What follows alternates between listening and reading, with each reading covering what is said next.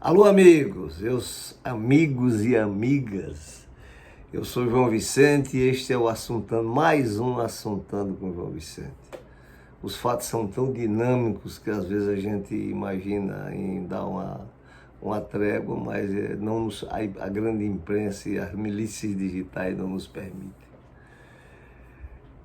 Todo mundo fala recentemente, o assunto do momento, econômico do momento, é a PEC do governo para fechar as contas do buraco financeiro deixado pelo governo que está saindo.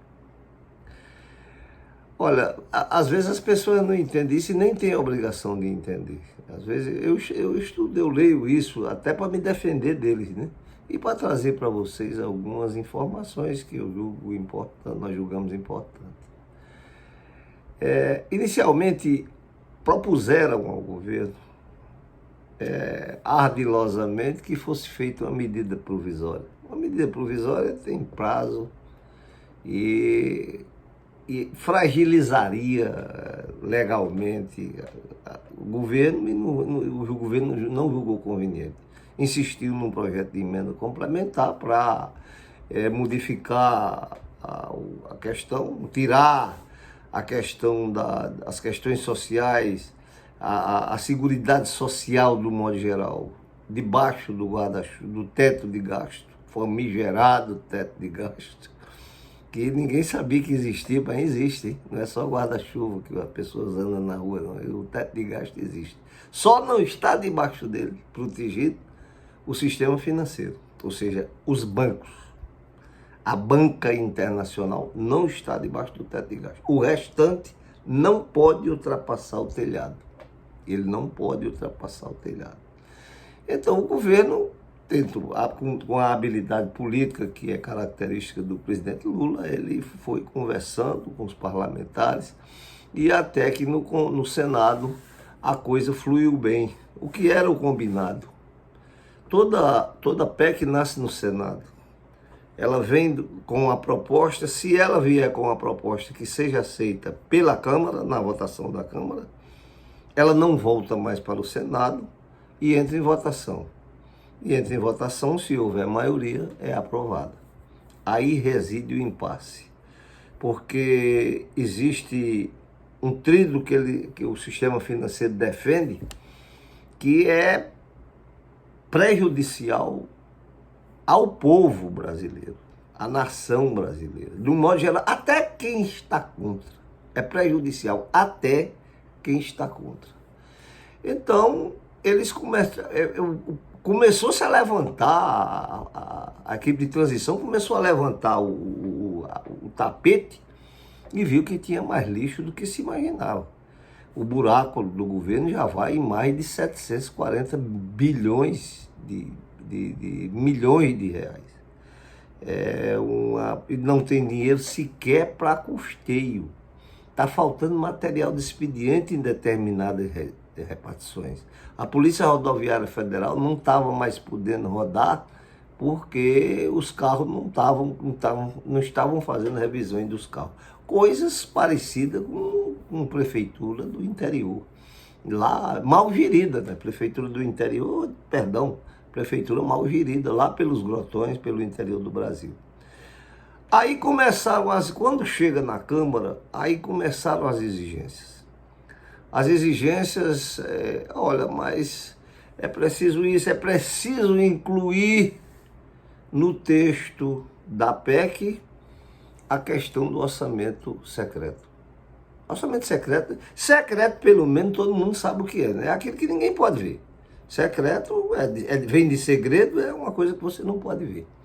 Então, o orçamento secreto foi colocado na pauta, em cima da mesa. E agora os deputados ficaram naquela, olha, nós estamos analisando, vamos levando o Supremo, o STF entra em cena, porque levantou-se que havia algumas fragilidades jurídicas na liberação dessas emendas.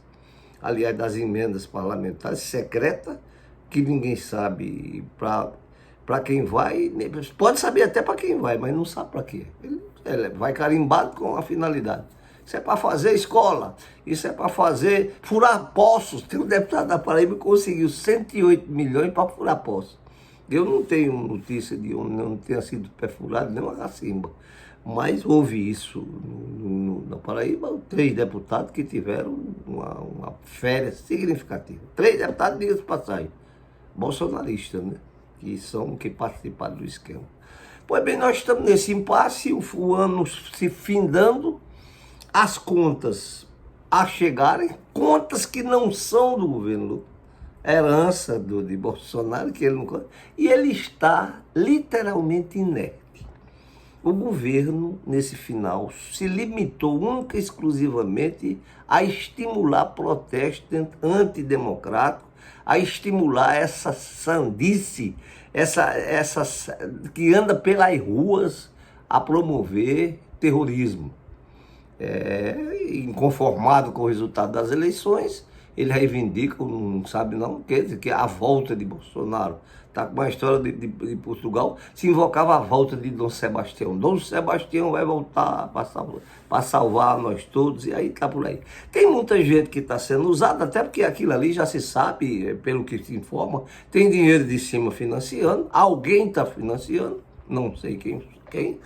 Existem informações, mas ninguém tem comprovação.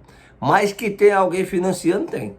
Mas em cada estado tem um grupo, um núcleo pensante que administra isso.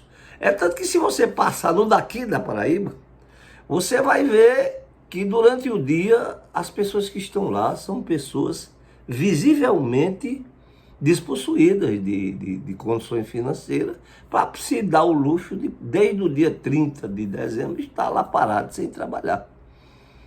Provavelmente, é o que eu imagino, é o que se deduz, é que essa cúpula, que vai à noite. À noite tem o teatro, né? Tem o cenário. O cenário é à noite. Aí todas as correntes chegam, inclusive a cúpula, está tudo preparado, e eles fazem aquele ato, depois vão para casa e deixam lá pernoitando os terceirizados, né?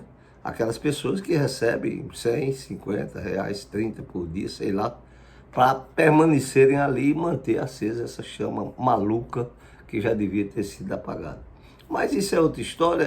O presidente Lula, que era candidato, passou a presidente eleito, agora é presidente diplomado, no dia 31 vai ser presidente empossado. Mas voltemos à questão da PEC. Agora hoje eu vi uma notícia que a proceder é escandalosa. Porque eles agora, insatisfeitos com a reivindicação da féria do Centrão dentro da PEC, eles agora querem negociar cargos no governo. E a notícia que eu vi hoje, repito, a proceder é escabrosa. O deputado Arthur Lira, que é o presidente da Câmara, um bolsonarista conhecido, trabalhou febrilmente durante a campanha do projeto de reeleição do Bolsonaro, não conseguiu. Ele estava lá no dia da diplomação do presidente Lula, que foi anteontem, se eu não me engano, quarta-feira, ele estava lá todo compenetrado, sisudo, mas circula nos bastidores a informação de que ele tentou, ou teria proposto, eu repito, eu não tenho comprovação, eu vi a notícia. Ele, Poder 360, que agora virou completamente e está lá com eles, era no início bem democrático, mas agora virou. É isso aí, a sedução. Pois bem, ele propôs 150 votos, o voto de 150 deputados do grupo, em troca do Ministério, simplesmente do Ministério da Saúde. Pasmem. Olha, nós estamos com a saúde saindo de uma crise sanitária em que o Brasil foi lançado em situação degradante. O Brasil precisa recuperar o SUS. precisa fortalecer o SUS, porque nós só tivemos essas, já chegando em 700 mortes, nós só tivemos isso porque o SUS existia. Senão a gente iria passar de 1 milhão tranquilamente, como eles queriam, com o uso do tal da imunização de bando, que é aquela que deixa todo mundo se contaminar, e depois de contaminar, aqueles que escaparem irão participar da vida, irão continuar vivendo. Pois bem, 150 votos em troca do Ministério da Saúde. Ainda bem que essas notícias hoje fluem e chegam ao público. Eu repito, se for verdadeira, isso é um verdadeiro escândalo. Isso é uma coisa que merece apuração, porque se for, isso é degradante. Isso o Congresso está votando, não quer votar pelo fim da fome das pessoas. Nós estamos com 33 milhões de famintos. Nós estamos com 123 milhões de pessoas em insegurança alimentar. O Congresso que aí está, que foi eleito com o voto de muita gente, e a gente dizia antes da campanha, vamos eleger o parlamento. É importante que a gente vote nos deputados comprometidos com as causas do povo. Passou, eu não quero mais cobrar, mas escrevam hoje, 13 de dezembro, 14 de dezembro, escrevam hoje, na eleição de 2022, que vai ser para prefeito e vereadores, por favor, ao votar no prefeito progressista, vote também numa Câmara de Vereadores que tenha compromisso com as causas do povo. Vamos mudar de baixo para cima, até a gente chegar na Câmara Federal, para evitar o que está acontecendo. Isso é chantagem barata. Chantagem barata. Espero e tenho quase certeza que o presidente Lula não vai ceder a isso.